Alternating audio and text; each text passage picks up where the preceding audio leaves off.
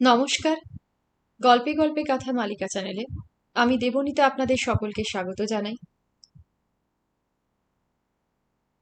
আপনাদের কাছে পড়ে শোনাতে চলেছি তারাশঙ্কর বন্দ্যোপাধ্যায়ের লেখা একটি বিখ্যাত উপন্যাস মহাশ্বেতা। আজ শোনাচ্ছি উপন্যাসটির প্রথম পর্ব। যারা আমার চ্যানেলের নতুন শ্রোতা বন্ধু তাদের জানিয়ে রাখি, আমার এই চ্যানেলে বেশ কিছু গল্প উপন্যাস রয়েছে। আপনারা প্লেলিস্ট থেকে বা ভিডিওস থেকে দেখে আপনাদের পছন্দ মতো গল্প উপন্যাস শুনে দেখতে পারেন। আসুন শুরু করি আজকের মহাশ্বেতা উপন্যাসটির প্রথম পর্ব। ক্ষমা করো, আমাকে তুমি ক্ষমা করো। হাত থেকে বিনোদবাবুর তুলিটা পড়ে গেল। ত্রস্ত কাতর কণ্ঠে অত্যন্ত দ্রুত কটাকটি বলে শেষ করলেন তিনি। যেমন ভাবে অসমৃত বসনা তরুণী কারোর সারা পেয়ে কাপড়খানা সারা অঙ্গে জড়িয়ে ধরে। ঘরের মধ্যে দপ করে আগুন জ্বলে উঠলে লোক যেমন ভাবে ঝাঁপিয়ে পড়ে দুই হাতে কিছু দিয়ে সে আগুন চাপা দেয়, তেমনি ভাবে, তেমনি লজ্জার সঙ্গে, তেমনি ভয়ার্ত কাতরতার সঙ্গে। কিন্তু নীরা আগুনের মতো মেয়ে, জীবনে সে জ্বলেই আসছে। এ নিয়ে তার অনেক অহংকার এবং সে সচেতন ভাবেই উদ্ধত হয়ে থাকে সদা সর্বদা। বিনু সেনের এ লজ্জাকে সে চাবুক মেরে বলে উঠল, ক্ষমা? আপনার এই নির্লজ্জতাকে কি ক্ষমা করা যায়? ক্ষমার যোগ্য? আপনি না প্রবীণ? আজই না আপনার ৪৫তম জন্মদিন পালন করেছি আমরা। আপনি না সর্বত্যাগী দেশসেবক, আশ্রম করে বসে আছেন। আপনি না খ্যাতিমান চিত্রশিল্পী। আজই আমি আপনাকে বরেণ্য ব্যক্তি বলে ১০-এর সম্মুখে স্তুতি করেছি। কি ভেবেছিলেন আপনি? আপনার প্রেম নিবেদন করা পত্রখানি পেয়ে আমি বিগলিত হয়ে যাব? আমি আপনার প্রেমে পড়েই আছি, যেহেতু না আপনার আমি আশ্রিতা। আপনার আশ্রমে চাকরি দিয়ে আপনি আমাকে রক্ষা করেছেন, সুতরাং গল্প উপন্যাসের যুক্তি অনুযায়ী কৃতজ্ঞতা হেতু প্রেমে পড়তে বাধ্য। আমাকে তুমি ক্ষমা করো। বিনু সেন আবার কাতর মিনতি করে উঠলেন, না, ক্ষমা করব না। আপনি নির্লজ্জের চেয়েও আরো বেশি কিছু, যার নাম আমি জানি না। নীরা। না না, নীরা নয়, আমি নীরজা দেবী। নীরা বলে ডাকবেন না আপনি। বেশ। এতক্ষণ একটু বিষণ্ণ অপ্রতিভ হাসি হেসে বিনোবাবু বললেন, কিন্তু একটু বেশি হয়ে যাচ্ছে না নীরজা? তুমি বয়সে আমার চেয়ে অনেক ছোট। তুমি আমার কাছে ছাত্রীর মতো পড়েছ। তোমাকে আপনি বলতে বাধছে, এবং এমন কি অপরাধ আমি করেছি? এবার জ্বলে উঠল নীরা। কেন কেন কেন এই পত্র লিখেছেন আপনি? এবার নিজেকে সংযত করে ধীর কণ্ঠে মাটির দিকে চেয়ে বিনু সেন বললেন, পত্রেই লেখা আছে, তুমি অবিবাহিতা কুমারী, আমি অবিবাহিত। তোমাকে আমি ৪ বছর ধরে গড়ে তুলেছি। তোমাকে আমি বিবাহ করতে চাই। ঘর চাই, সংসার চাই। নীরা, অকস্মাৎ আমার বাঁধ ভেঙে গেল। তুমি চলে যাবে, আমি সইতে পারলাম না। কথায় বাধা দিয়ে উচ্চ কণ্ঠে বলে উঠল নীরা, আপনি চরিত্রহীন। নীরা। মর্মান্তিক যন্ত্রণা এবার বিনু সেন যেন আর্তনাদ করে উঠলেন। নীরা কিন্তু গ্রাহ্য করলে না। সেও যে ক্ষোভে এবং ক্ষোভের অতিরিক্ত একটা কোনো আবেগে জ্ঞানশূন্য হয়ে যাচ্ছে প্রতি মুহূর্তে। সেই রূঢ়তম কণ্ঠে বললে, না, চরিত্রহীন। তারপর স্থির দৃষ্টিতে কয়েক মুহূর্তে তার দিকে চেয়ে থেকে বললে, তবে প্রতিমা দেবীকে? ওকে আপনি ভালোবাসেন বলে কি এখানে আনেননি? ওর মান অভিমান কারোর অজানা ভাবেন এখানে? আমার প্রতি আপনার এই গোপন আকর্ষণ আমি বুঝিনি, কিন্তু উনি বুঝেছেন। উনি আপনাকে জানেন যে লোকে অনুমান করে, আমিও করছিলাম, আপনার এ প্রেম পবিত্র প্রেম।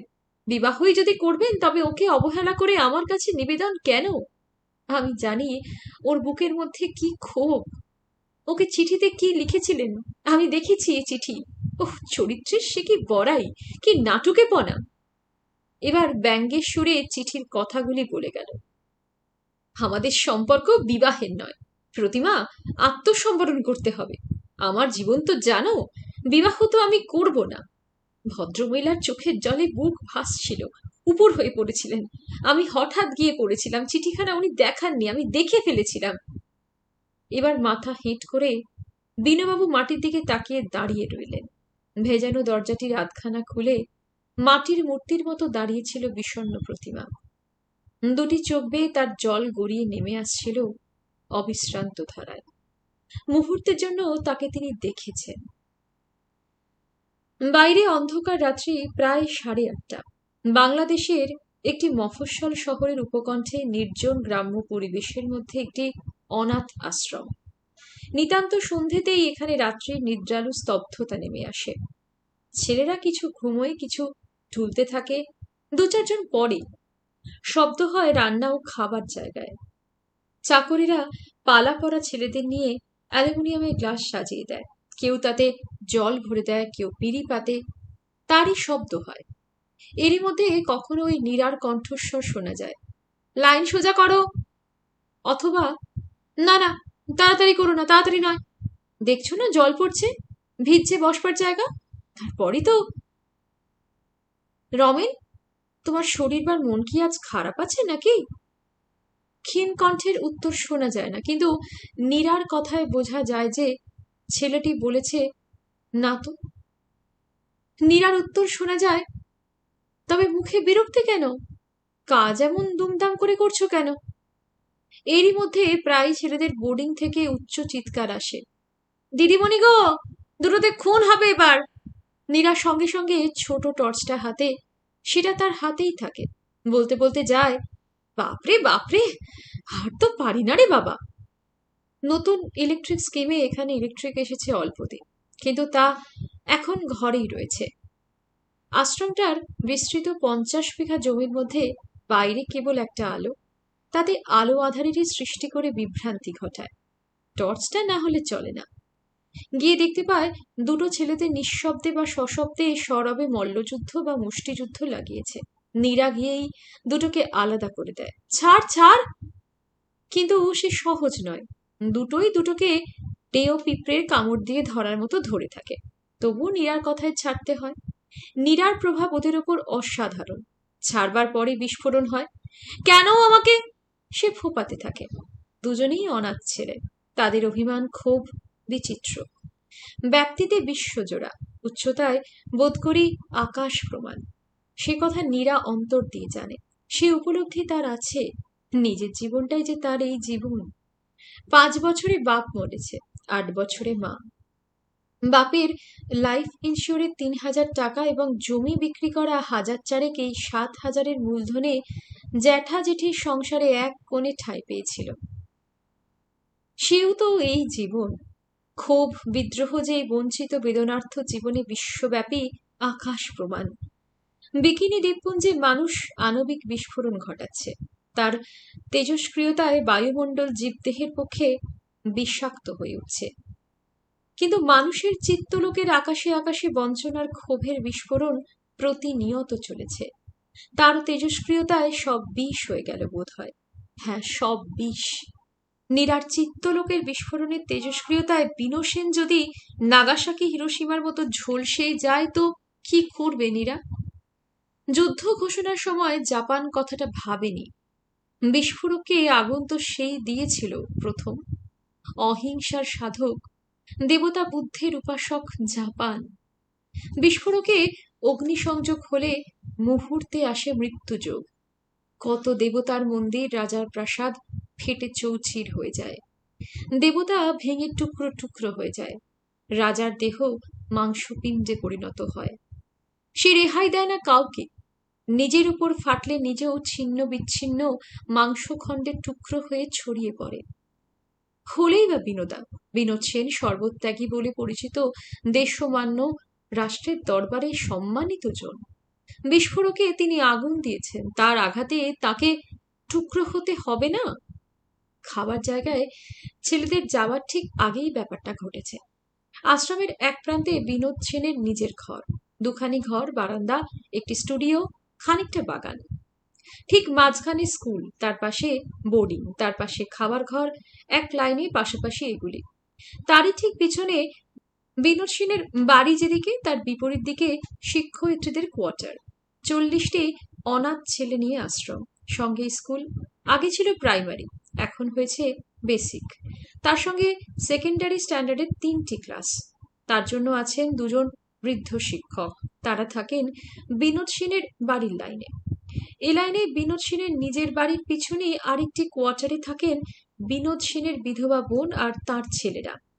তারই একদিকে থাকে এই প্রতিমা। এখানে আশ্রম পত্তন হয়েছে 1948-এ। 8টি ছেলে নিয়ে শুরু হয়েছিল। 50 সালে সরকারি সাহায্য পেয়ে যেবার আশ্রমের রূপ বদলে গেল, সেইবার নাকি বিনোদ সেন নিয়ে আসেন এই প্রতিমাকে। ইনি বিনোদ সেনের কোনো বন্ধুর বিধবা পত্নী। শুধু তাই নয়, বান্ধবীও, প্রিয় বান্ধবী বলেই সবাই জানে। এর বেশি অতীত কথা, অতীত ইতিহাস কেউ কিছুই জানে না। তবুও কারোর বুঝতে কষ্ট হয় না যে এদের দুজনের মধ্যে একটা কিছু আছে। অন্য শিক্ষয়িত্রীরা মুখ ফুটে বলা বলি করে, মুখ টিপে হাসে। নীরা বিষণ্ণ হেসে চুপ করে থেকেছে। সে যখন এখানে আসে তখনই শুনেছে ছেলেদের কাছে প্রতিমা মামনি। ওর যেন একটা অর্থ আছে। নীরার এমন উচ্চ কণ্ঠস্বর শুনে সবাই এসে বাইরে দাঁড়িয়ে গেছে। আসেনি শুধু সেনের বোন, সে পঙ্গু। তার ছেলেরা কলেজে পড়ে, কলকাতায় থাকে। একটি 14-15 বছরের মেয়ে, সে এই শহরের স্কুলে পড়ে। সেও বোধহয় লজ্জায় আসেনি। পাশের ফাঁক দিয়ে দেখা যাচ্ছে বা অনুভব করা যাচ্ছে অনেক লোক দাঁড়িয়ে আছে। গুঞ্জন শোনা যাচ্ছে। চাপা গলায় কেউ যেন বলছেন, যাও যাও, সব আপন আপন ঘরে চলে যাও, যাও, এখানে নয়, যাও। বিহারি, এই বিহারি, যাও না, খাওয়ার ঘন্টা দাও গে না, যাও যাও। কথাটা শুনে নীরা এবং বিনু সেন দুজনেই একবার বাইরের দিকে তাকালেন। স্কুল কম্পাউন্ডের মধ্যে একটা মাত্র ইলেকট্রিক আলো, তাও সেই খাবার ঘরের ওখানে। কোহেলির আবছায়ার মধ্যে অনেক কালো কালো মূর্তি, সব ভেঙে এসেছে। নীরার সে গ্রাহ্য করবার কথা নয়। সে অন্যায় করেনি, অন্যায়ের বিরুদ্ধে প্রতিবাদ করছে। সে প্রতিবাদ উচ্চ কণ্ঠেই সে করবে। বিনু সেন কিন্তু আশ্চর্য, লজ্জা নেই। নীরার কাছে মাথা হেঁট করেছিল যে বিনু সেন, সেই বিনু সেন এই সকলের সামনে মুখ তুলেই বললেন, আমি তোমাদের যেতে অনুরোধ করছি। এ ব্যাপারটা আমার আর মিস মুখার্জির মধ্যে, এবং উনি যা বলছেন তাই আমি মেনে নিচ্ছি। যান, আপনারা দয়া করে যান। ভিড় সরতে লাগলো। শুধু তার মধ্যে থেকে বা চলে যাওয়ার জন্য উদ্যত ভিড় ঠেলে এখানে কি একজন যেন ছুটে এলো। কিন্তু সিঁড়ির মুখে থমকে দাঁড়ালো। তারপর ধীরে ধীরে এসে দাঁড়ালো দরজার একখানা কপাট ধরে। সে প্রতিমা। মুখ তার ছাইয়ের মতো বিবর্ণ পাংশু, দেহ তার দুর্বল রুগ্ন। সে কোনো মতে দরজাটা ধরে দাঁড়ালো, তাকিয়ে রইল বিনু সেনের দিকে। সে কি দৃষ্টি, কি বেদনা, কি ক্ষোভ, কি ক্ষুধা! এবার বিনু সেন মাথা হেঁট করলেন। সব সব প্রতিভতা তার স্তব্ধ হয়ে গেল। নীরা এগিয়ে গিয়ে হতভাগিনী মেয়েটার হাত ধরে টেনে এনে বিনু সেনের সামনে দাঁড় করিয়ে দিল। বললে, বলুন, আপনি তো গুণী জ্ঞানী বড় মানুষ, বলুন, কোন মনুষ্যত্বের নিয়মে বা অধিকারে একে ভালোবেসে এখানে নিয়ে এসে একে বিয়ে করবেন না? আপনি নিজে সেদিন বিধবা বিবাহ সমর্থন করে 1 ঘন্টা ধরে বক্তৃতা দিয়েছেন। যারা বিবাহ সত্ত্বেও আবার বিবাহ করে, মেয়েদের ভালোবেসে প্রতারণা করে, তাদের জন্য বলেছেন তাদের মাথায় বজ্রাঘাত হোক। এরপরও আমাকে ভালোবাসেন, আমাকে বিবাহ করতে চান বলে পত্র লিখলেন কি করে আপনি? প্রতিমা এবার কেঁদে যেন ভেঙে পড়ে গেল।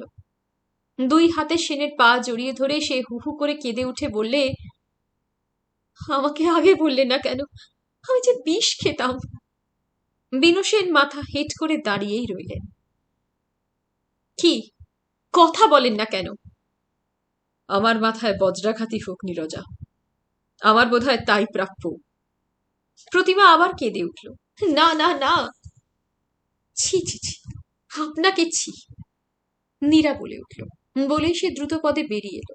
বাইরে এসে আবার ফিরে গেল। দরজার গোড়ায় দাঁড়িয়ে বললে, আজ রাত্রেই আমি এখান থেকে চলে যাব। প্রতিমা তখন কাঁদছে। বলেই সে চলে গেল। যেতে যেতে শুনতে পেলে, বিনসেনের কণ্ঠস্বর। তিনি দূরে দূরে টুকরো জটলায় জমাট লোকগুলিকে বলছেন, যেন একটু কঠিন কণ্ঠেই বলছেন, দয়া করে আপনারা যান, এবার নাটক তো ফুরিয়ে গেছে, যান, যাও। আছে যে অনেকেই, শিক্ষকেরাও আছেন, ছেলেরাও কিছু রয়েছে। বিনসেন মহাপুরুষ, রাগ হবে বই কি, কিন্তু নাটক, সে নাটক করে এলো। নির্লজ্জ কোথাকার। মানুষ সাধু, মানুষ সর্বত্যাগী, ছদ্মবেশী ভণ্ডের দল। দেহধারী মানুষ, দেহজ কামনার আগুন তার রুমকূপে রুমকূপে, ছাই মেখে সেই মুখ বন্ধ করে মানুষ সন্ন্যাসী সাজে। এদেশের মোহান্তদের ইতিবৃত্তের কথা সে জানে, ইউরোপের সন্ন্যাসীদের ব্যভিচারের ইতিহাস সে পড়েছে। ইতিহাসের দেশে বিদ্রোহ হয়, বিপ্লব হয়, ইতিবৃত্তের দেশে হয় না। তাই একদিন যারা বিপ্লবী ছিল তারা আজ অধিকার পেয়ে ভণ্ড ব্যভিচারিতে পরিণত হয়েছে। কিন্তু এদেশে লজ্জাবতীর লতার মতো কোমলা মেয়েরা স্পর্শ মাত্রেই নুইয়ে পড়ে বলে আমরা এলাইত দেহের ভঙ্গিতে আমার উত্তর নাও মুখে বলতে কি পারি, এবং স্বল্পস্মিত হাস্যে তাকিয়ে মুখ নত করে। কিন্তু বিনসেন, তুমি যেন সে তাদের দলের নয়। সে কঠিনা, সে নিষ্ঠুরা, সে পৃথিবীকে চেনে, মানুষের অন্তর সে আয়নার মতো দেখতে পায়। এতদিন অসহায় ভিক্ষুকের মতো দাঁড়িয়ে দাঁড়িয়ে দেখেছে, আজ সে শক্তি পেয়েছে, সে আঘাত করবে না। বেশ করেছে, সে নাটক করেছে। নাটক, নাটক কি সহজ না সুলভ? যাকে তাকে দিয়ে নাটক হয়? ঘরের ভিতর বসে স্থির দৃপ্ত দৃষ্টিতে দেওয়ালটার দিকে তাকিয়ে কথাগুলো মনে মনে যেন আউড়ে যাচ্ছিল। হঠাৎ বাধা পড়ল, বাইরে থেকে কড়া নড়ল। তিক্ত উষ্মার সঙ্গে অল্প ঘাড় বেঁকিয়ে সেদিকে তাকিয়ে সে বলল, কে? আমি দিদিমণি। ডাকছে ঠাকুর নটবর। কি চাই? ছেলেরা যে খেতে আসবে, ঘন্টা দিচ্ছে। দাওগে, আমি যাব না। আজ যে মাছ মাংস মিষ্টি হয়েছে, লুচি আছে, ওরা যে কারাকারি ছেঁড়াছিড়ি করবে। আজ বিনসেনের জন্মদিন উপলক্ষে ছেলেদের জন্য ভোজের ব্যবস্থা হয়েছে। করেছিল যারা, তাদের মধ্যে সেই প্রধান। নিজের সে আচরণের জন্য অনুতাপ হচ্ছে তার। রূঢ় কণ্ঠে সে বললে, করুক, আমি যাব না। আর আমি এখানকার কেউ নই, অন্য কাউকে ডাকো গিয়ে, নমিতাদি কি কমলাদি, যাকে হোক। আগে যা বলেছি শুনেছ? ওরা না আসেন খোদ সেনবাবুকে বলো গিয়ে, যাও যাও। সে উঠে গিয়ে দরজা একবার খুলে বললে, যাও বলছি। বলেই সে আবার দরজাটা বন্ধ করে দিয়ে ছিটকিনি বন্ধ করে দিলেন। এখানকার সংস্রবে সে আর এক দণ্ড থাকতে চায় না। আজ রাত্রেই সে চলে যেতে চায়। হ্যাঁ, আজ রাত্রেই। হ্যাঁ, আজ রাত্রেই। হোক রাত্রিকাল, হোক দুপাশে জঙ্গলের মধ্যে দিয়ে রাস্তা, হোক সামনে দামোদর, দামোদরের উপর ডিভিসির ব্যারেজের ব্রিজ আছে, ওপারে নতুন ডিভিসি কলোনি, নতুন যুগের দেশ। শুধু সমস্যা, সঙ্গে আর জিনিস অনেক। আরো একদিন এমনই করে রাত্রে জীবনের যাত্রা শুরু করেছিল। এক বস্ত্রে বিয়ের কোণে সাজ খুলে কপালের চন্দন, চোখের কাজল মুছে বেরিয়ে এসেছিল। বিবাহের রাত্রে এর চেয়ে অনেক কঠিনতর জটিলতর ঘটনার সংঘটন, নাগবাস, নাটক। নির্লজ্জ সেন বললেন, নাটক শেষ হয়ে গেছে। নাটক? সে নাটক করেছে? হ্যাঁ করেছে। নাটক করে কে? যে নাটক অভিনেতা অভিনেত্রীরা করে সে তো নকল নাটক। আসল নাটক করে তারাই যাদের চরিত্র নিয়ে নাটক হয়, যারা বিদ্রোহী, যারা সমস্ত অন্যায়ের বিরুদ্ধে সংগ্রাম করে, যারা নিজের জীবনে আগুন লাগিয়ে সংসার সমাজে আগুন ধরিয়ে তপ্ত শিকে ছ্যাঁকা দেওয়ার যন্ত্রণার শোধ নেয়। তার জীবন নাটক, যে সত্যই নাটক। মনে পড়ছে সব ঘটনা, আশ্চর্যভাবে নাটকীয়। নাটকের আকারে সাজালেই হলো। সাজাও, সাজিয়ে নাও নীরার জীবনের ঘটনা, দেখো নাটক হয় কিনা। সংসার রঙ্গমঞ্চে দৃশ্যপট তৈরি করো। 1930-31 সালের কলকাতার উপকণ্ঠ। এই দমদমের কাছে ছোট একটি গ্রাম, তখনও এরোড্রোম হয়নি। অন্তত নীরা তার খবর জানে না। অর্ধেক পাড়াগাঁ, অর্ধেক শহর। অনেক নারকেল গাছের মাথা উঠে আছে আকাশের পটভূমিতে, তার সঙ্গে সুপুরি গাছ আর আমের বাগান। যেগুলি ভেঙে ভেঙে এখন কলোনি হচ্ছে। আধ কাঁচা আধ পাকা রাস্তা, অপ্রশস্ত, দুধারে কাঁচা ড্রেন, পাকে ভর্তি। কৃমি পোকা, মাছি আর মশায় নরক। এরই মধ্যে একটি চৌরাস্তায় কিছু দোকানদানি। ইলেকট্রিক তখন দমদম পর্যন্ত এসেছে, তাদের গ্রামে আসেনি। ঘর এক পাকা আর এক ছিটে বেড়ার গোলপাতার। পাকা বাড়ির অধিকাংশই একতলা, কয়েকখানা মাত্র দোতলা। কাঠের চেয়ারে বালিশের কুশন, তক্তপোষে ফরাস, তার উপর সরু আকারের হোমমেড টেবিল ক্লথ। জানলায় রঙিন পুরনো কাপড়ের পর্দা। দরজায় রোঁয়া ওঠা পাপোশ, অনেক কালের পুরনো। সন্ধেবেলা শিয়াল ডাকত, মধ্যে মাঝে দু চারটে সাপ মারা পড়ত। দিনের বেলা 10টা হতে না হতে সারা গ্রাম হতো পুরুষ শূন্য। সব কলকাতা ছোটে, হাতে খাবারের কৌটো, পানির ডিবে, মুখে বিড়ি। ফেরে সন্ধে 6টা থেকে 8টার মধ্যে। দমদম স্টেশনে নেমে মাঠ ভেঙে হনহনিয়ে ফেরা, যেন বিবরে ঢোকা। বৈচিত্র্যহীন, স্তিমিত। তবে কালের পটভূমিতে স্তিমিত নয়, কালের আকাশে তখন ঝড় উঠেছে। এক দণ্ডধারী কৌপিনবন্ত খর্বকায় শীর্ণ ব্যক্তির পদক্ষেপে পদক্ষেপে দেশের হৃদয় সমুদ্রের মতো উথলে উথলে উঠছে। এত দেখাতে পারবে না রঙ্গমঞ্চে। প্রতীক হিসেবে কিছু ভাঙা ডালপালা, পাতা, ফুল ছড়িয়ে রেখো। একটা গাছের ডালে তেরঙ্গা ঝান্ডা বেঁধে দিও, কারণ সেটা 1930 সাল। 1 মাস আগে 26শে জানুয়ারি পূর্ণ স্বাধীনতার সংকল্প পাঠ করে বিদ্রোহের ধ্বজা উঠেছে। ওই তেরঙ্গা ভারতের জাতীয় পতাকা। তার মধ্যে রাত্রে একটি নবজাতকের কান্না দিয়ে শুরু করো নেপথ্য সঙ্গীতের মধ্যে। এক এক সময় মনে হয় বিদ্রোহের ওই ঝড় বেজেছিল বুঝি নবজাতা কন্যাটির রক্তস্রোতের ধ্বনির সঙ্গে। ওই কালই বোধ হয় তার এই প্রকৃতির জন্য দায়ী। না, তা নয়। কাল, স্থান মানুষের প্রকৃতিকে কিচ্ছু দেয় না। না, নইলে ওই সালে ওই সময় অনেক মানুষই তো জন্মেছে। তারা তো নীরার মতো নয়। তার শৈশবে দেখা কত ছেলে, কত মেয়ে। এই তো তার জারতুতো বোন হেনা, তার জন্ম একই বাড়িতে, তার জন্মদিন থেকে অনেক গুণে বেশি ঝোড়ো রাত্রে, যে রাত্রে চট্টগ্রামে আরমারি রেইড হয়, সেই উত্তপ্ততম রাত্রে। কিন্তু কই, সে তো নীরার মতো নয়। সংসারে একটা সাধারণ মেয়েও সে নয়, একটা পচা, হ্যাঁ, পচা মেয়ে হেনা। নীরার উপরে তার নিজের জীবনের পঙ্ক কলঙ্ক। না, তার জন্যে সে তাকে দোষ দেবে না। তার সে পঙ্ক কলঙ্ক নীরা নিজেই নিজের সর্বশরীর দিয়ে মুছে নিয়ে মেখেছিল। পুষি বিড়ালের মতো একটি মেয়ে হেনা, একতাল কাদায় গড়া, তলতলে নরম, জান্তব সুখের থসথসে প্রতীক তাকিয়া বা ওই ধরনের কিছুর মতো একটা মেয়ে। তার থেকে মাসখানেক, মাস দেড়েকের ছোট, ম্যাট্রিক ফেল, বিয়ে করে দিব্যি শ্বশুর বাড়ি গিয়েছে। মেলা পান খায়, দুক্তা খায়, ভোরবেলা থেকে বেশ বিন্যাস করে। শ্বশুর মার্চেন্ট অফিসের বড় বাবু, ছেলেও সেখানে চাকরি করে। হয়তো এরই মধ্যে ছোটবাবু থেকে সেজবাবু কি ফুলবাবুত্বে প্রমোশন পেয়েছে। অনেক টাকা, যুদ্ধের বাজারে ঘুষের টাকা, ব্ল্যাক মার্কেটের টাকা। 5-7টা ঝি চাকর ঠাকুর তাদের উপর তম্বি করে। গুনগুন করে সিনেমার গান গায়, অনেক সিনেমা দেখে। আর স্বামীর কাপড় শুকে দেখে, খুঁজে দেখে কোনো লম্বা চুল কোথাও লেপ্টে লেগে আছে কিনা। স্বামী চরিত্রহীন, তাতে তার কৌতুকই আছে, ক্ষোভ নেই। সেই কৌতুক বসেই ওই সন্ধান সে করে, নইলে স্বামীর পকেট ভরা টাকাতেই সে খুশি। জন্মকালের প্রভাব যদি জাতকের জীবনে থাকে বা পড়ে, তবে চট্টগ্রাম আরমারি রেইডের রাত্রে যার জন্ম, সে নিশ্চয়ই ওই পাষণ্ড স্বামীকে ত্যাগ করে কবে আদালতে গিয়ে দাঁড়াতো, বলতো আমি মুক্তি চাই।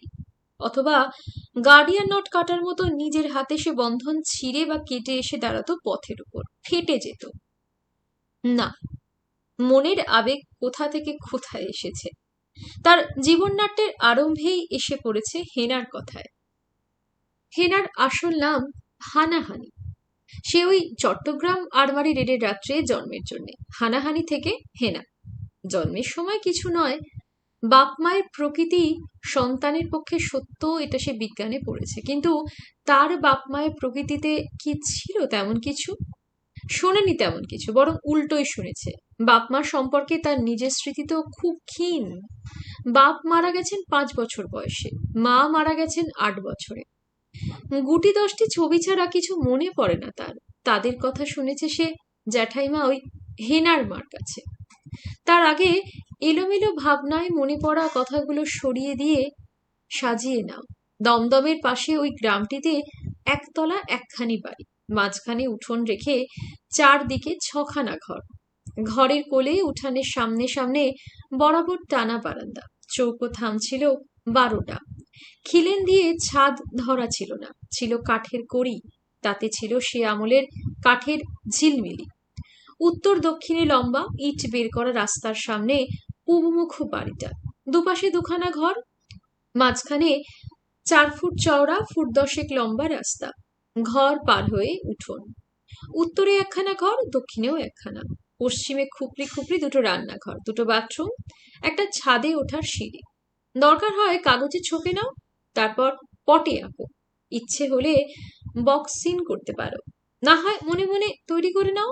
স্পষ্ট দেখতে পাবে বাস্তব সংসার রঙ্গমঞ্চের আসল বাড়িটি। ধরণী মুখুজ্জের 2 ছেলে, হারান মুখুজ্জে আর পরাণ মুখুজ্জে, চাকুরিজীবী। কিছু ধানি জমি, একটা বাগান, এই ছিল সম্পত্তি। নিরীহ শান্ত চাকুরিজীবী 2টি ভাই 2 বউ। বড় বউয়ের অর্থাৎ জ্যাঠাইমার 2টি ছেলের পর একটি মেয়ে হয়েছে হেনা, আর তার মায়ের কোলে সে। 2 ভাই পৃথক হয়েছে, কিন্তু উঠানে পাঁচিল পড়েনি। 1930 সালে দেশব্যাপী বিদ্রোহের মধ্যে চাকুরি নিয়ে ভয়ে 2 ভাই মহাবিব্রত। তার মনে নেই, মাস কয়েকের শিশু সে তখন। শুনেছে জ্যাঠাইমার কাছে। বিচিত্র জ্যাঠাইমা। এই সংসারে 2 আর 2 জ্যাঠাইমার জীবনে 4 কোথাও হয়, কোথাও হয়েছে 3, কোথাও 5, কোথাও 8।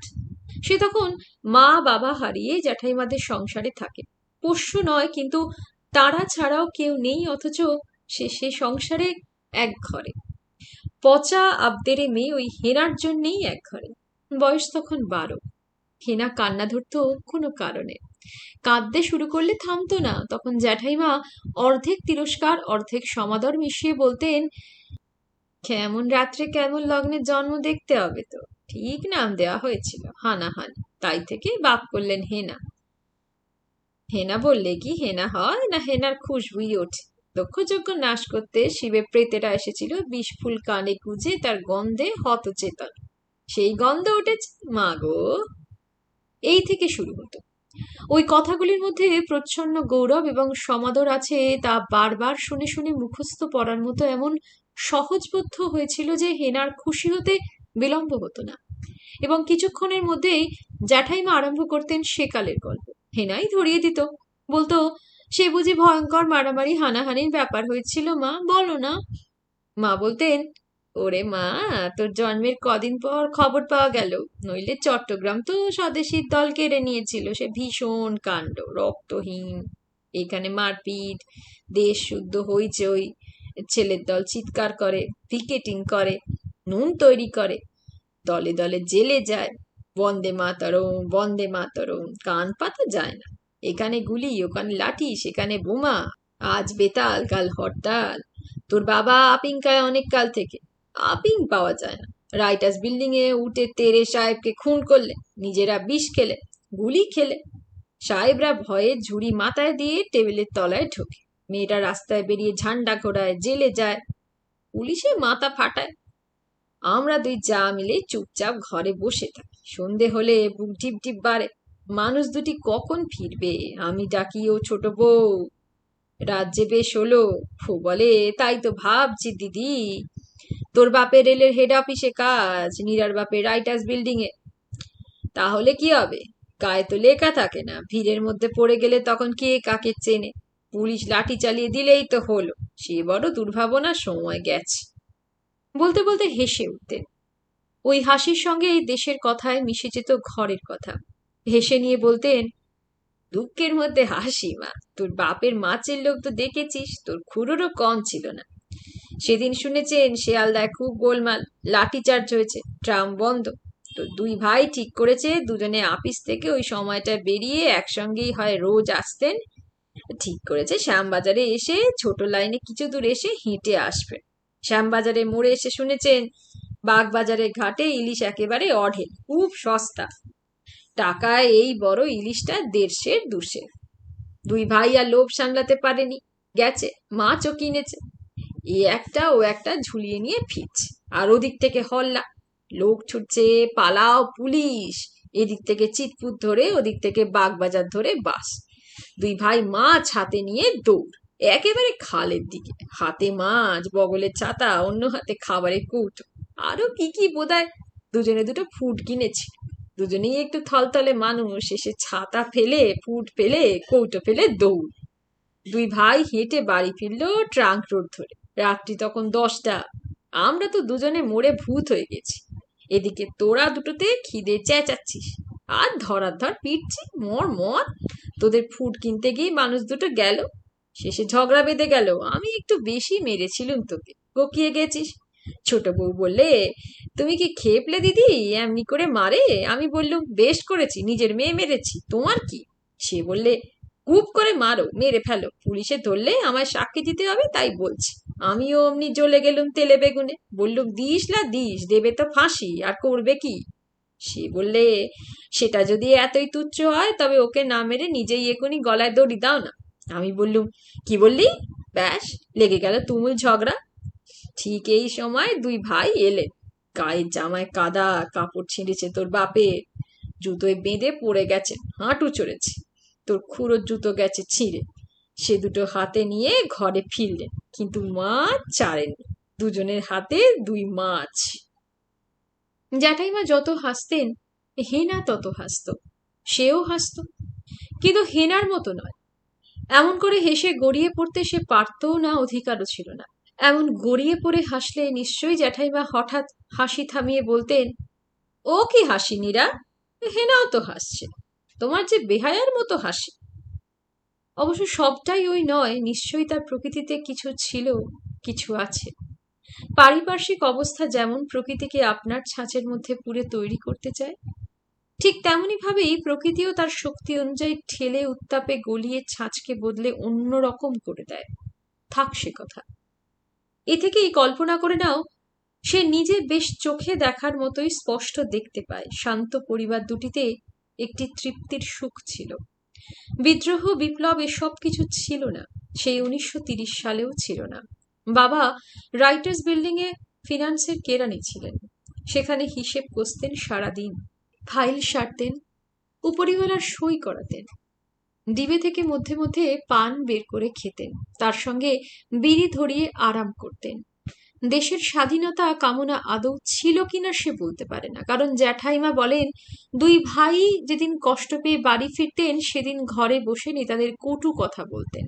স্বাধীনতা কামনা থাকলেও নিতান্ত সভয়ে মনের চোরাকুঠুরির এক অন্ধকার কোণে নিষ্ঠুর পাওনাদারের ভয়ে দেনাদারের মতো ভীরু দৃষ্টিতে তাকিয়ে লুকিয়ে থাকত। যেদিন কষ্ট পেতেন না, সেদিন সকৌতুকে দুই পক্ষেরই ভীরু কর্মের গল্প করে উপভোগ করতেন। বুঝেছ না, পুলিশ তাড়া মেরেছে আর সব ছোঁচা দূর। সে কি দূর, একজনে কাঁচা খুলে গেছে তো তাই নিয়েই দৌড়চ্ছে। বাপরে বাপরে। আবার বলতেন, সাহেবটার ঘরে ঢুকেছি, একটু বেশি শব্দ হয়েছে দরজায়, ব্যাস ব্যাটা চমকে দাঁড়িয়ে উঠে বলতে শুরু করেছে, হু আর ইউ? আডালি, আডালি। সে কাঁপছে প্রায়। আমি বললাম, carrying so many files, I had to push the door with my head. তারপর হয়তো বললেন, ওদের আর হয়ে এসেছে।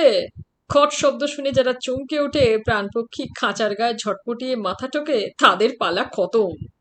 হয়তো এরপর তাকে নিয়ে আদর করতেন, নীরা, হীরা, জিরা, ধীরা, মীরা, চিরা, এমনই অর্থহীন শব্দের সমাবেশ। কিন্তু তার মধ্যে ছিল পরমাশ্চর্য মধু। হয়তো বলতেন, যা অর্থহীন নয়। নীরা, হীরা, মণি, মানিক, নীরাকে আমি স্কুলে পড়াবো, গান শেখাবো। মা বলতেন, নাচও শিখিও বাপু, আজকাল আবার ভালো করে নাচ জানার রেওয়াজ হয়েছে। নিশ্চয়ই শেখাবো, 20 বছরের আগে তো বিয়ে হচ্ছে না, ইনশিওরটা 20 বছরে ম্যাচিওর করবে। 3000-এ ভালো ঘরে বিয়ে হবে ভাবছো? না হলে করবো কি, আরো তো ছেলে মেয়ে হবে, তাদেরও তো দায় আছে। তবে তোমার মাইনে বাড়বে। তা বাড়বে, প্রমোশন হবে। জানো, এবার সাহেব সার্ভিস বুকে খুব ভালো নোট দিয়েছে। তোমরা দুই ভাই নাকি জমি বেচছো? হ্যাঁ, ভালো দর পাচ্ছি, নার্সারিওয়ালারা নেবে। টাকাটা যেন খরচ করে দিও না। বাড়িটা মেরামত করাবো, আর বাকিটা ক্যাশ সার্টিফিকেট কিনবো। একটা কথা বলবো? বলো না, এত সংকোচ কেন? নীরাকে একটা প্যারাম্বুলেটটা কিনে দেবে? তা না হয় দিলাম, ঠেলবে কে? একটা ঝি রাখবো। হিনার জন্য একটা কিনেছেন বড় ঠাকুর। ও যা করে চড়বার জন্যে। দাদার মাইনে কত জানো? আমার ডবল। আমার 85 টাকা, দাদার 160 টাকা। আহো, সে বাচ্চারা বোঝে না। বাচ্চার মারাও বোঝে না। বেশ বাপু, দেবে না দিও না, এত কথা কেন? বাচ্চার মা নিজের জন্য কোনোদিন কিছু বলে? ওই তো দিদির গলার হাড় ভেঙে হাড় হলো, আমি বলেছি তোমাকে আমারটাও হোক। দুই ভাইয়ের বিয়েতে তো টাকা একই নিয়েছো। বাবাকে বাজার দর দেখানো হয়েছিল এবং বলা হয়েছিল ছেলে রাইটার্স বিল্ডিং এ ঢুকেছে। বড় ছেলে রেলের চাকরি, পেনশন নেই, এর পেনশন আছে। বাপরে বাপ! বাচ্চার মা কথা বলে না বলে কম কথা বললে না? যাক, আর বলবো না। তবে কালো দুটো জামা না হলেই হবে না। যেটার সঙ্গে আমি কথা বলেছি সে আর 1 টাকা বেশি দিলে বিকেলবেলা বেরিয়ে আনবে। সে আমি ওই রদ্দি জামা পরিয়ে পাঠাবো না। পরের দিনই তার বাপ শুধু ভালো ফ্রকই আনেননি, একটা সস্তা সেকেন্ড হ্যান্ড ঠেলা গাড়িও এনেছিলেন। একটা ব্ল্যাক জাপানও এনেছিলেন। নিজেই রং দিয়ে পুরনো গাড়িটার উপর নতুনের খোলস সরাতে চেয়েছিলেন। এরপর নাকি তার মায়ের 2টি ছেলে হয়ে মারা গিয়েছিল। তাতে মা তার পিঠের দোষ বলে তার উপর বিরূপ হয়েছিল। কিন্তু বাবা আরো গাঢ়তরভাবে ভালোবেসেছিলেন। ছেলে বয়সে তার দুঃখ খুব ছিল না, সুতরাং বিদ্রোহের কারণ ঘটেনি। সে ছিল বোধহয় প্রকৃতিতে। জাগিয়ে দিল তাকে সংঘাত। এ পর্যন্ত তো নাটকের পূর্ব কথা।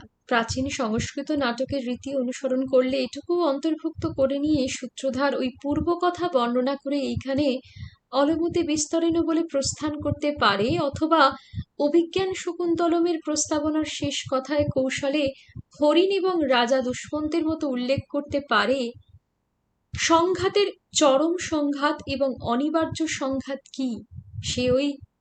তারপরেই আরম্ভ হোক নাটক। সূত্রধার প্রস্থান করুক। সূক্ষ্ম জবনিকাটি তুলে দাও। একটি খাটিয়ার উপর সব দেহ সাজানো থাক, একখানা চাদর ঢাকা থাক। ইচ্ছে হলে কয়েকটা ফুল ছড়িয়ে দিও। তার কিছু দূরে বিস্ফারিত আয়তনেত্রা একটি 5 বছরের কালো মেয়েকে দাঁড় করাও।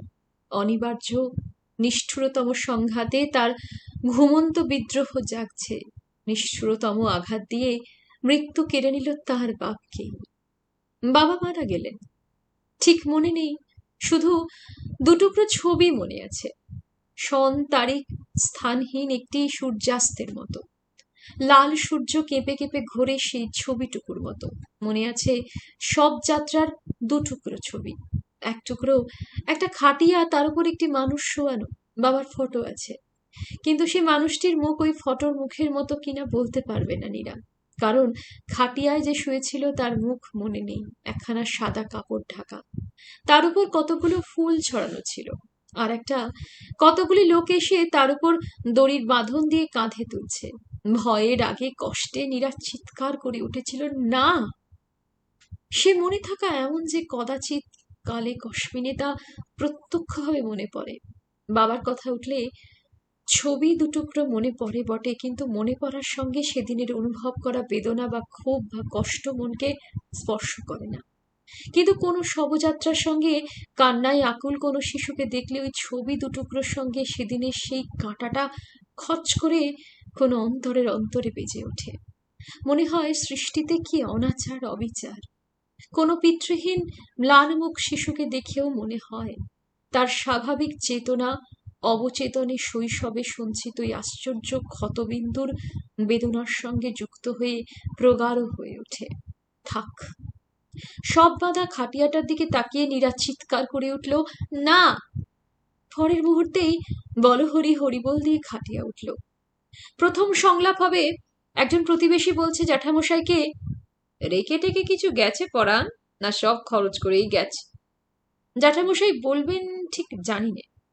জমি বেচা টাকার কত কি রেখেছে, তবে ইন্স্যুরেন্স পলিসি তো একটা আছে, এই তো কিছুদিন আগে প্রিমিয়াম দিয়ে এলো। কত টাকার?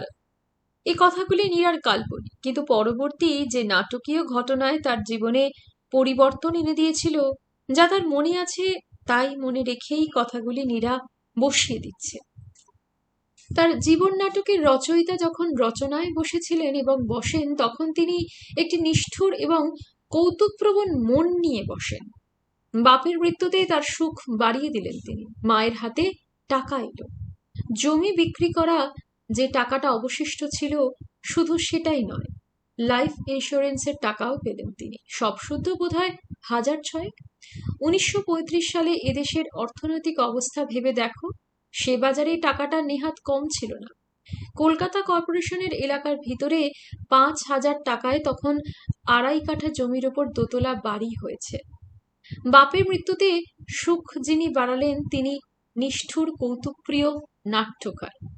ব্যাপারটা একটু স্পষ্ট করে দিতে তিনি জ্যাঠাইমাকে দিয়ে মাকে বলালেন, ছোট ওঠ, মেয়েটাকে বুকে করে নে। মা নাট্যকারের ইঙ্গিতে ঘাড় নেড়েছিলেন, না না। জ্যাঠাইমা বলেছিলেন, না নয়, নে তুই ওকে, বড় হতছেদ্দা করেছিস এতদিন, ওরপর তোর দুটো ছেলে হয়ে মারা যাওয়ার পর থেকে তুই ওকেই দায়ী করে বলতিস রাক্ষসী। ঠাকুরপো ওকে বুকে জড়িয়ে ধরে বলতো, আহ কি বলো বাচ্চা মেয়ে, ওকে বলছো রাক্ষসী, কিন্তু তোমার আবার ভাগ্যকে দায়ী করছো না কেন?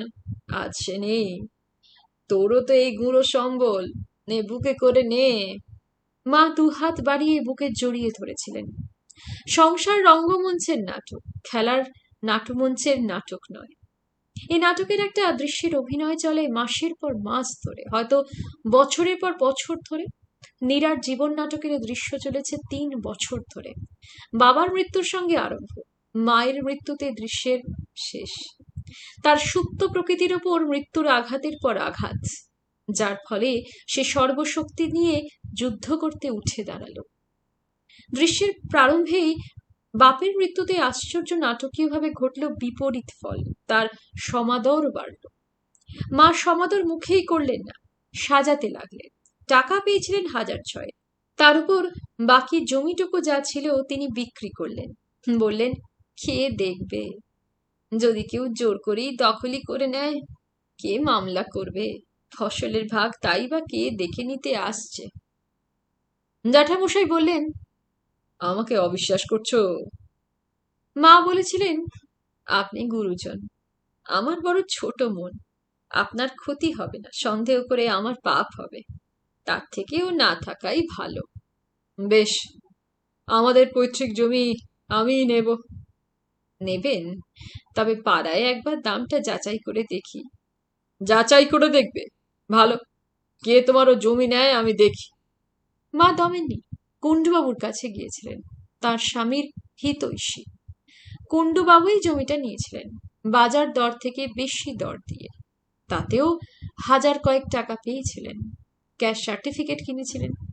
তারপর নীরাকে সাজিয়ে ডবল বেনি বেঁধে দিয়ে গাড়ি ভাড়া করে গেলেন দমদম ক্রাইস্ট চার্চ স্কুলে। মিশনারিদের স্কুল, মাইনে বেশি, তার উপর ঘোড়ায় টানা গাড়ি আছে।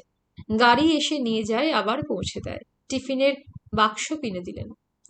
যেদিন প্রথম গাড়ি এসে দাঁড়ালো সেদিন হেনা ছুটে এলো, মা, মিশনারি স্কুলে গাড়ি এসেছে।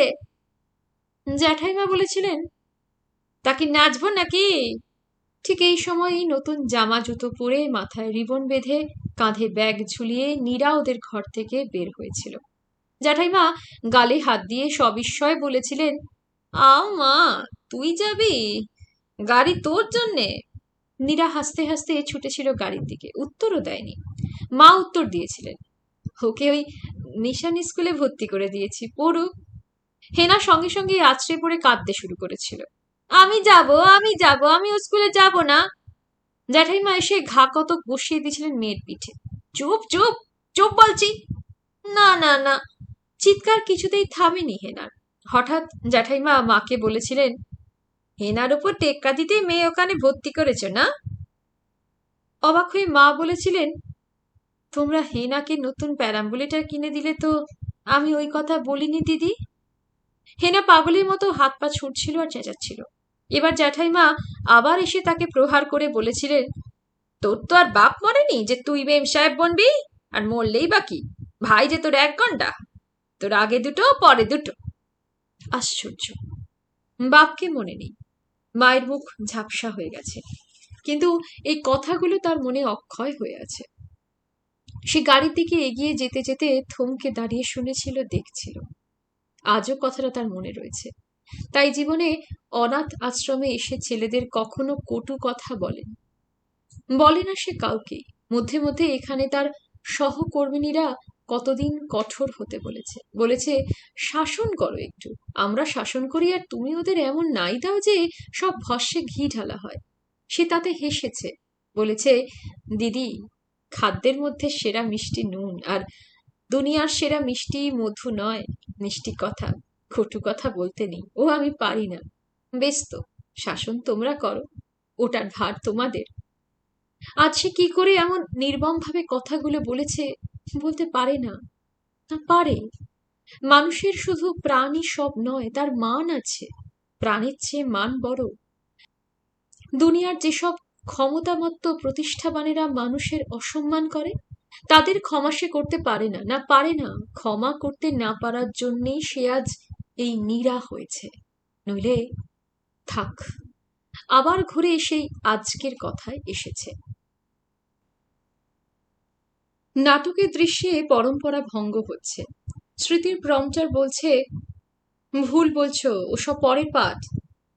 বলো, শোনো, শুনে বলো।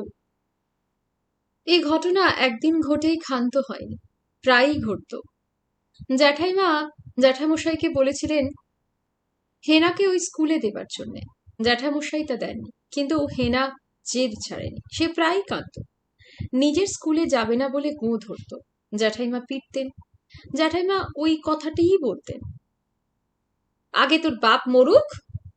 মা চুপ করেই থাকতেন, বোধহয় মনে মনে হাসতেন, কিন্তু এক একদিন ধৈর্য হারাতেন।